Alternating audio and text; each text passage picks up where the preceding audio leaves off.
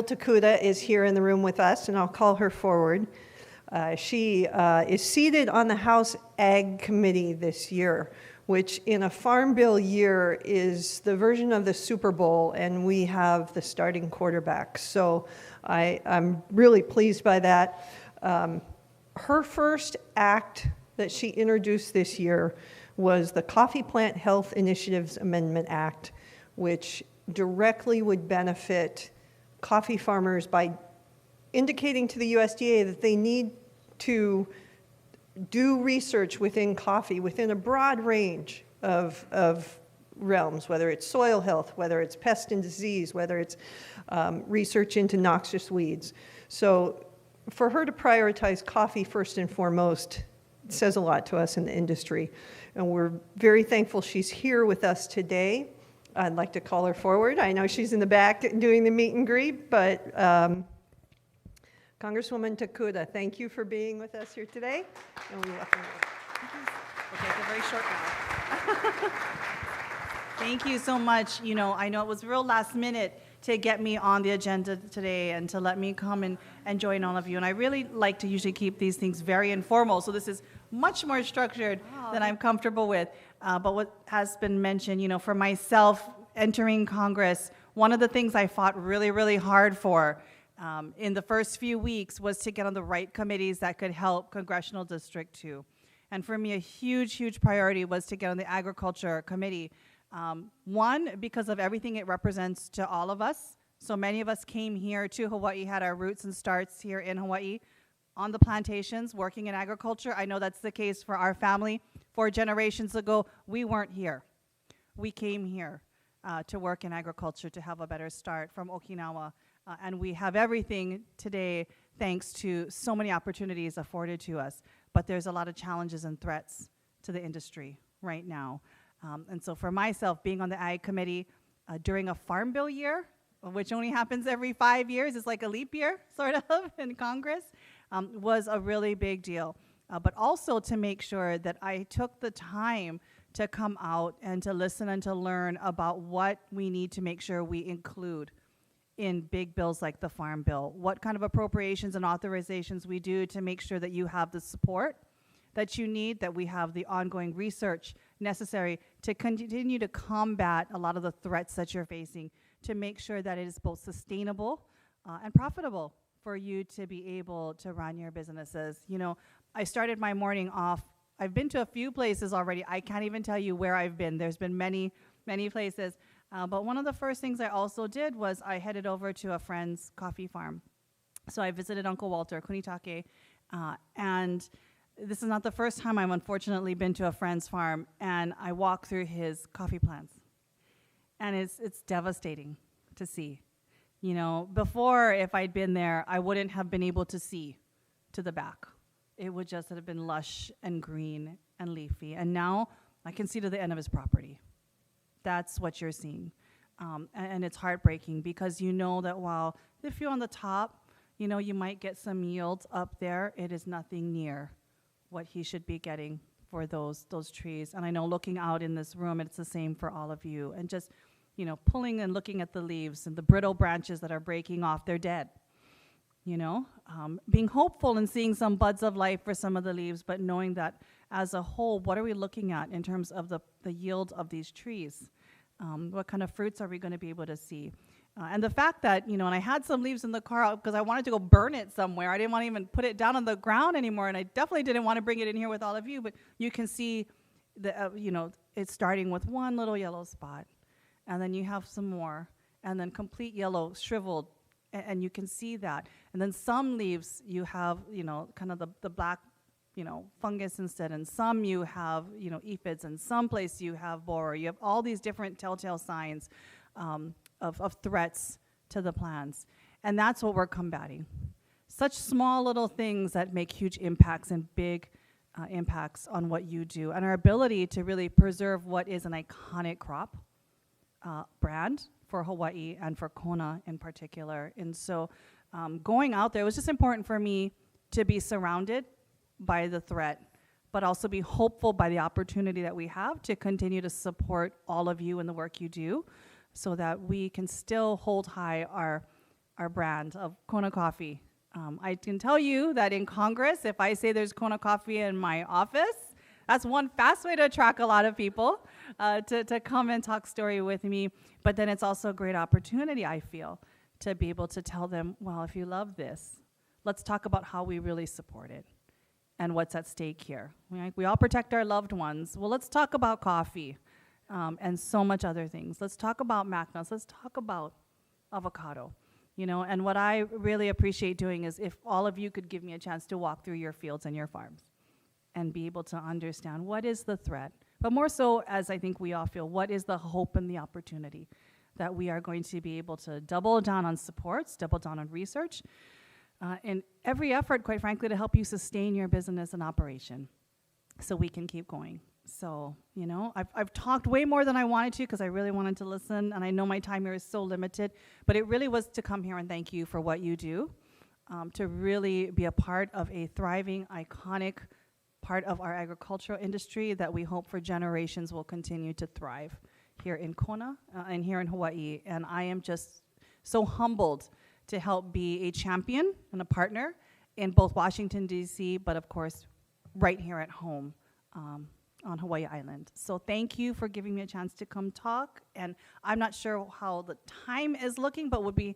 happy to just even hear from some of you folks as well. Like I said, I really want this to be a conversation, and one I promise will continue going forward.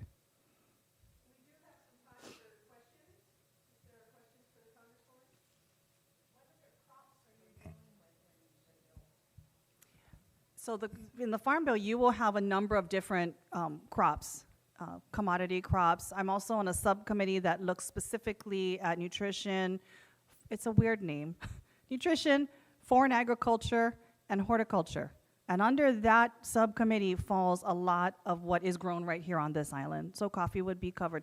I will also say that I was recently woken up early in the morning by the call that I'd been appointed to a third subcommittee. It is a long name that I won't even try to butcher. Bottom line, biosecurity, invasive species falls under that subcommittee. It was the first to be gone.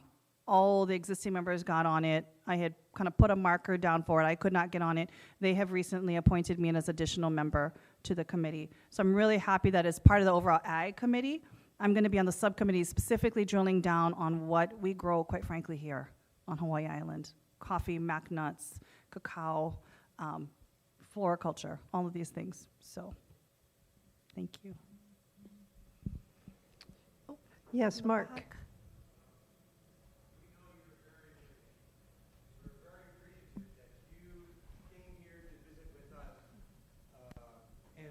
Coffee is in your target frame to help us, and so we want to just say, when you need help with coffee, please ask, because we'll do whatever you need to get to the support you need to get help for coffee. So thank you very much for being here. Thank you, absolutely. I think as I go out and really share and bring forward, make it real to people that ag, there's faces, there's people, there's generations and families behind it. To be able to help me share that story is going to be very important. Like I said, I wish I had more time, but I would love to actually come out. And I've told my team, I want to work on a farm. I know you're not going to hire me, I guarantee. I was at a meat packing processing plant this morning, and they let me do one bag, and they said, "Okay, you can go now." But that being said, again, I think we have to shed light on what it really means to be in agriculture, and how hopeful it is, but the threats and the challenges and how difficult it is. So as I seek to share that story, I hope I can reach out to you. I wanted to also mention Nicole Gray is here from my office, not to put her on the spot, but she actually lives in Hilo, and she is a full-time, permanent, more than full-time, I will tell you, a critical part of our office team. It was important for me to make sure that our office was not just some place on Oahu, that we actually had real presence throughout our islands, so that you have a real face and a name that's going to be right there able to help you, that you can also reach out to, since I can't be here as much as I want. But Nicole, she's our constituent advocate and our Hawaii Island representative, but she will also be here to support and listen. So, Bruce. I would like that the Hawaii government be more proactive than reactive. Like when the coffee leaf rust was emerging here as a threat, but it was known to be a threat all over other Right. coffee growing districts in the world. They had means for to treat the fungus with fungicides that had been studied for some decades and so on, and yet when it came to here, there was a reactive approach and not thinking, well, the CLR first appears, we want to have something to treat it systemically, not these superficial type of agents that were all around that are antifungals that are quite common, but that had to be studied.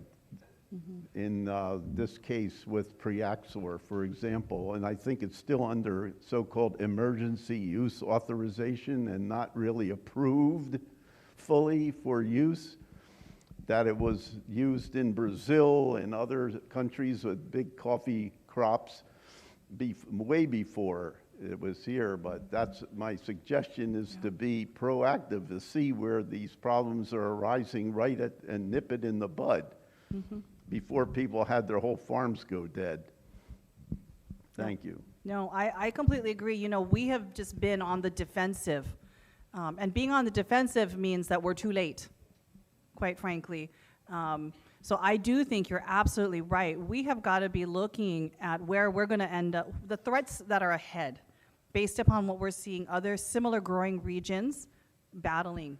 And what have they been doing? What's been working? What hasn't been working? There's no sense that we reinvent the wheel or repeat their mistakes and their tragedies as well. You know, one of the major co-sponsors and co-leaders of the bills that I've recently introduced is the delegate from Puerto Rico. You know, again, what I'm trying to do is make connections with other growing regions, representatives, delegates to Congress that have areas that are under similar fire and threat, where we can learn and jump ahead. I think we've actually got to look at, are we looking at studies that forecast the potential threats versus just look at how we're going to deal with what's going on now? Because in so many ways, we've got to do that, but it's too late.